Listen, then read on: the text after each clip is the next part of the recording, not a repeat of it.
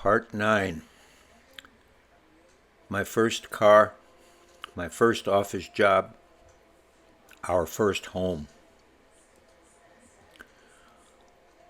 A review of life with my Sprite. As you can see, it went through a lot of changes. It never was red. That red car just happens to be the best front view I could find.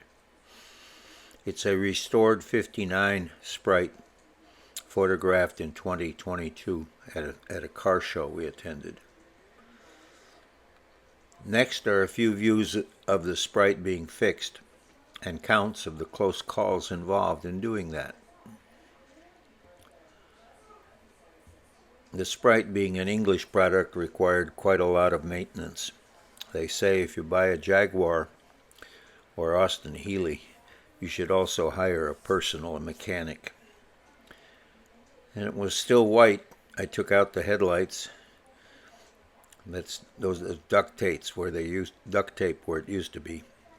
And then I had the hood patched and customized so it was smooth all the way. Those spotlights on the bumper were the headlights for a few months before I bent the hood. I put the Sprite into a ditch doing a U-turn on a country road with bald tires, and that folded the custom hood. I ended up nose first in a ditch just wide enough to trap the car perpendicular to the road in two directions. My roommate and I were caught in a close call by hanging from our recently installed seat belts as the car went into the ditch. The farmer on the other side of the ditch in a tractor sat there and offered to pull us out. That was called close call for the car, number one. I see the engine block and piston above the transmission in the lower left picture. In the center, I'm working on that motor, putting the head of the engine back on the car. I wanted to put the clamp on the radiator hose to finish the valve job I was just doing. I had been very careful to keep all the pieces. Didn't have any money to buy new ones anyway. After a thorough search, I concluded I must have put the clamp on one of the pistons where I could not miss it during assembly. But I did. I undid the just attached engine head, and there it was in number 2 cylinder. Had I bought a new clamp and then started the Sprite, close call for the car number 2. By 63, I had disassembled the entire car.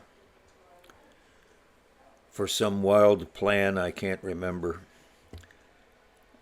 All its parts were sitting in our garage for about 3 years when a co-worker wanted to get into sports car racing. So I sold him the Sprite for $15 a basket.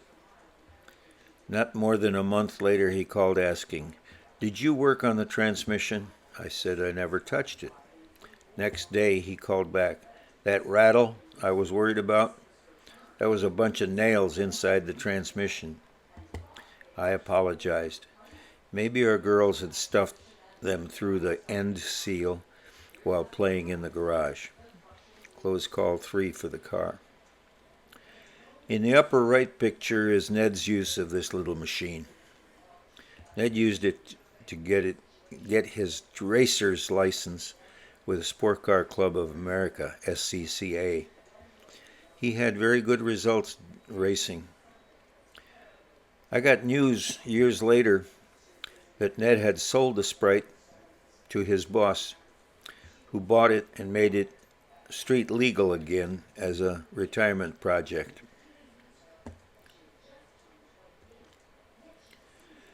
In Oak Park, Illinois, the side streets behind my father's house had a very crowned contour. That is, the middle was high and it sloped down towards the curbs. One frosty morning, in a hurry to drive to school, I dipped towards the curb at the intersection of the two high in the middle streets. The right rear tire hit the curb at 4 o'clock. The Sprite, true to its name, jumped the back end to the left. We slid clear to the top of the street crown. I added some power, hoping to drive out of the imminent spin, but the spinning rear wheels just lost traction, and I dropped to the opposite curb at 10 o'clock. The still spinning rear wheels hit the curb and ricocheted me to the center of the intersection. By this time I was aware that the street was ice and steered to the right to counteract the clockwise spin. The intersection was too small, and the car spun and I hit 2 o'clock curb hard with rear wheels, hard enough to send the Sprite backward and straddle the corner at curb at 7 o'clock. I guess I must have taken my foot off the accelerator during the last change of rotation, and the car just bumped, both fronts against the curb, and gently bounced me to the middle of the intersection, facing in the original direction. I remember wiping the sweat from my forehead and thinking, do I have to get out and check my suspension, or just drive off to see if I can feel any damage? I, of course, drove off, surviving another close call. Following a mechanic's advice, if it ain't broke, don't fix it. Sterling Moss was a very famous sports car driver of that era. Paraphrasing Sterling Moss's answer about maintaining stability on the racetrack, you are stable, even in a spin, if you know how and what you're going to hit. As listed earlier, I still had my Sprite when I started work at Oldsmobile in Lansing, Michigan. I hired in as an engineer and was assigned to the advanced testing department, which I soon recognized was see if you can fix it department.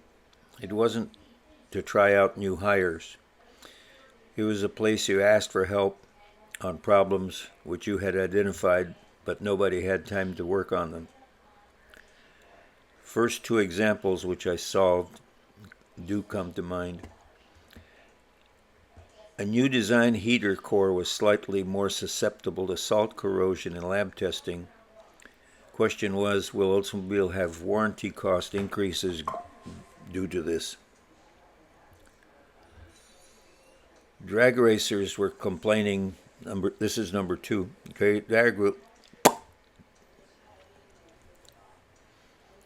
Drag racers were complaining that the new F85 Jetfire model had poor differentials and axle strength.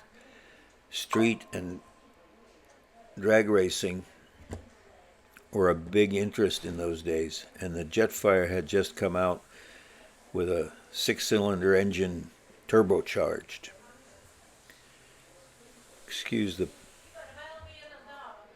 In the first case, I proved with warranty and Weibull analysis the heater usage data that only some small percentage of snowbird cars that went south for the winter after many years could have leaks. Florida cars did not use heaters enough to fail. Northerly-based cars driven to warm weather near an ocean should be pressure checked after a number of winters, was the service instructions I proposed. I didn't give them the exact number. In case number 2, I showed by destructive testing that all of the many parts in the differential and axle assemblies were designed and made to the same maximum torque specification. Any part in the differential could fail as easily as any other part when exceeding the design load levels. That level was just above the maximum torque delivered by that unmodified turbocharged engine. Some design engineer did a very good job of meeting the requirements for that usage.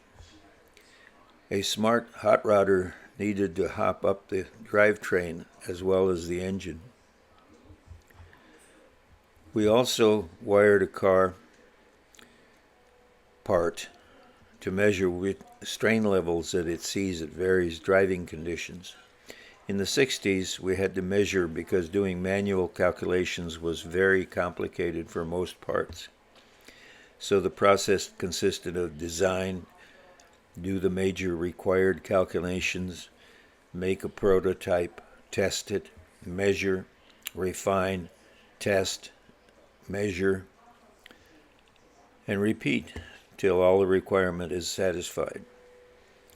It was in the 80s, before computers were available for modeling vehicle dynamics, where the loading of each part was part of the output.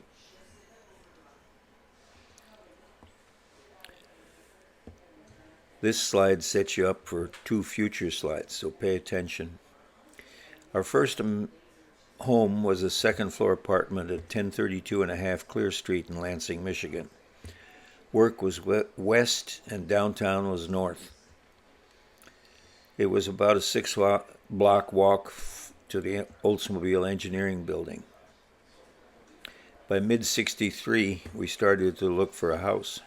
I believe it was early fall that we found a nice little place away from neighbors, next to woods, 2 cleared acres, a brick house, a fire station down the road, on a well-maintained road, and out of the city by about 15-minute drive. I forget what they are asking for this place, but we couldn't afford it. I liked it so much that I told the realtor, if they ever drop the price, please let us know. Working up solutions of tough problems got me a permanent product engineering job, working in a recently built engineering building. Although the short walk was okay, I enjoyed driving my Sprite. The engineering building had a convenient 2-row parking lot across the side from the side entrance, in which I often found a spot for my tiny Sprite. I enjoyed the sporty entrance. I enjoyed my sporty entrance into that lot. Downshift, steer hard right, power on as you steer hard left and up the sidewalk ramp into the lot. All is well and good until one morning as I downshifted and wondered why the lot was empty. Then I went up the slight ramp. Something hit the windshield and touched my hair. The windshield had kicked up a chain, and I was going fast enough so that it did not fall down until my head passed it. I stopped about 1 car length past the unmarked chain that had nearly decapitated me.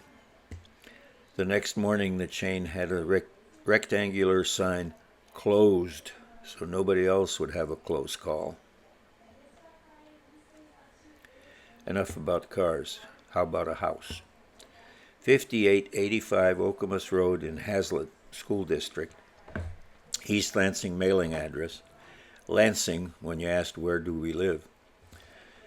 In late April, 6 months after leaving my number with a realtor, I got a call that the place's price has been reduced and the owner has moved to Florida. When I asked how much are they asking now, I felt the agent was hesitating. So when he came up with a price, we started negotiations. I believe we paid $15,000, which in $25 would be almost a 100-fold increase. Zillow today estimates that the property is worth at $389,000 this year. Of course, the 2 bedrooms, family room, and a garage that we added, plus the landscaping and interior upgrades that the subsequent owner did, raised the price. And even today, together with a condo development with a 9-hole golf course across the street, adds to the price. And the location makes it very private, park adjacent. At a zoning meeting, the Hazlitt City Council once referred to our side of the street as There is nothing there. I requested I get an inspection before I commit to buy. Everything was fine, and no repairs seemed to be required. But the house inside was cherry blossom pink and charcoal gray, including the trim. There was a song by that name, I believe, and it was a very popular color combo in the early 50s. I said that as part of the deal of buying the house, I have to change the color scheme before my wife sees it. If I don't, no sale. They said okay, and they let me paint the rooms. That started a progression of things leading to another close call. Late April is cold in Michigan, so Friday after work I started painting. I asked the realtor if the furnace could be turned on. The realtor said, "Don't do it yourself. We'll send a furnace technician." Okay by me. Mid-afternoon, Saturday, a furnace guy is at the back door and I let him in. He went downstairs, did whatever they do, and shortly came back up. I think he said it should be warm and toasty in here in a couple of hours. When it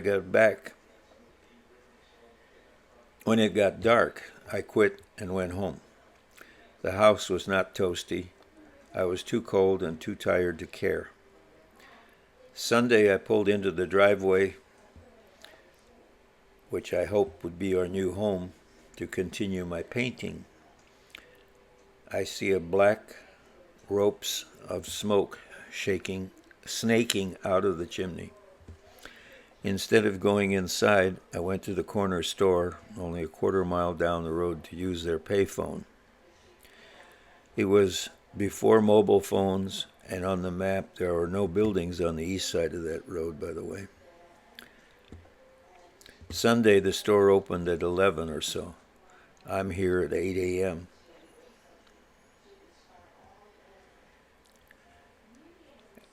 At the fire station across the road from the Keb's convenience store, nearby services, which were part of why we bought the place, they let me call the realtor, who promised to send the furnace man out immediately. The house was still cold, but I started painting. I knew better than to mess with what wasn't mine yet. About noon, the furnace guy came and went downstairs to adjust the smoky furnace. It wasn't more than 5 minutes and he rushes back upstairs with panic in his eyes. He asks where's the phone and if I know the fire department's number. I said no phone, but the fire station is a quarter mile south, and then lifted my arm, pointed south. He didn't even say thanks, just spun around and left. I was wondering what was going on, but before I could go down to the basement to see, a fire truck, sirens, bell ringing, was in my drive. I spent Sunday afternoon watching firemen with fire extinguishers standing at each register with a hose running downstairs. Everyone was waiting for flames. The fire chief told me they decided to let the furnace burn out the accumulated fuel oil since it hadn't flared up and started a house fire yet. They were here to keep it that way. I spent Monday explaining things to the realtor. What calmed him most was my comment that I'll buy the house now, that my painting will cover up the smoke damage. Nothing but oil in the furnace had burned. By May, we had purchased the house with its new paint scheme and a new furnace. About 4 or maybe 5 years later, when I asked for a furnace tune-up, the technician showed up but didn't charge me. He even showed me how to install the extra nozzles he gave me. to use if the flame, due to poor fuel oil, had turned the wrong color. He said he still had his job because of me. Thanked me for not creating a fuss when he almost burned the house down. Interestingly, I believe it was late November when I received a bill asking for payment for installation labor and cost of a thermostat required by the new furnace. I wrote back, please explain why I should pay for a thermostat that was required for the new furnace you had to install after your man burned up the old furnace instead of fixing it. Never heard from them again. This wasn't a direct threat to my life, as the fire chief said, yet, but it could have burned while I was painting. That qualifies as a close call. By the late 80s, the last of the girls at USMA went off to college. By the way, they could go to any college, but I would only pay costs equivalent to the local MSU. They all graduated Michigan State University. We were empty nesters in a 2-acre nest. GM, sometimes known as Generous Motors, had an opportunity, gave me an opportunity to move to the Detroit area by transferring me to their tech center to coordinate between vehicle staff and design staff. Our eldest, Zinta, made an interesting comment. You can't move. Rasma won't have a home to come back to. Where the girls lived while at MSU, I'll be covering later. This wasn't the first move GM offered to me. Explanations come in other parts of this project. This new job was concerned with the very beginnings of car design, mainly to keep the stylist's ideas within engineering constraints. Like, for instance, the optional engine will require a larger front grille opening for the oil cooler, or things like enlarge the opening in door armrests so my Numes ring will fit. This house in Rochester Hills, a suburb of Detroit, we purchased while it was still being finished. I pulled coax and Ethernet cables to all rooms we may use for TV or computers. Back then, hi-fi was a word, Wi-Fi was not. This was a major sales bonus when selling. It was sold to a computer network executive in 1990. Part 9 has covered our first years in our Michigan house. More incidents in Michigan probably happened since we almost wrote out the 30-year mortgage. Part 10 has been written and will happen, but I have no idea yet because I haven't checked what it's about. For those of you keeping track, I'm putting this out on YouTube at age 86 now. By the way, all those pings and so forth is my Kia Soul car, which has all the nannies telling me that I left the doors unlocked. Bye.